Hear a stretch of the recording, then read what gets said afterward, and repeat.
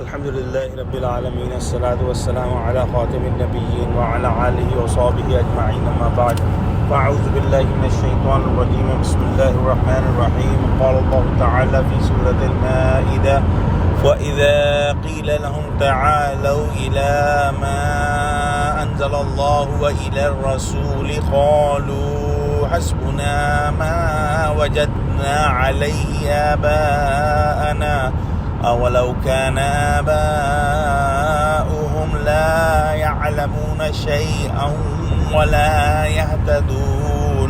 ترجمہ: اور جب ان لوگوں سے کہا جاتا ہے کہ جو کتاب خدا نے نازل فرمائی ہے اس کی اور رسول اللہ کی طرف رجوع کرو، تو کہتے ہیں کہ جس طریق پر ہم نے اپنے باپ دادا کو پایا ہے وہی ہمیں کافی ہے۔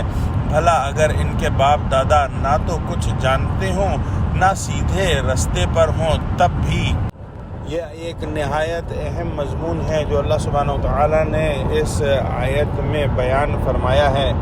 جاہلوں کی سب سے بڑی حجت یہی ہوتی ہے کہ جو کام باپ دادا سے ہوتا آیا ہے اس کے خلاف ہم کیسے کر سکتے ہیں۔ اس آیت میں بتلایا گیا ہے کہ اگر تمہارے اسلاف یعنی باپ دادا بے عقلی یا بے راہی سے ہلاکت میں گر رہے ہوں اور گرے ہوں تو کیا پھر بھی تم ان کی راہ پر چلو گے؟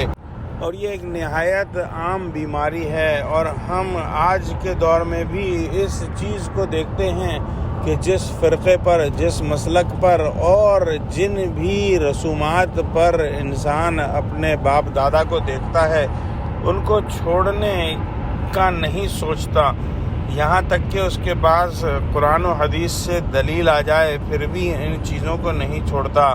ایک مومن کا طرز عمل یہ ہونا چاہیے کہ وہ اپنے آباء و اجداد کی اچھی باتوں کو ضرور اختیار کرے، لیکن اگر اس کے سامنے قرآن اور حدیث سے کوئی دلیل آ جائے جو یہ بات ثابت کر دے کہ اس کے باپ دادا قرآن و سنت کے خلاف کوئی عمل کرتے تھے تو اس عمل کو فوراً چھوڑ دینا چاہیے۔ دعا کرتے ہیں کہ اللہ سبحانہ وتعالی ہم کو قرآن کا فہم عطا فرما، آمین۔ وآخر دعوانا الحمد للہ رب العالمین، والسلام علیکم ورحمۃ اللہ وبرکاتہ۔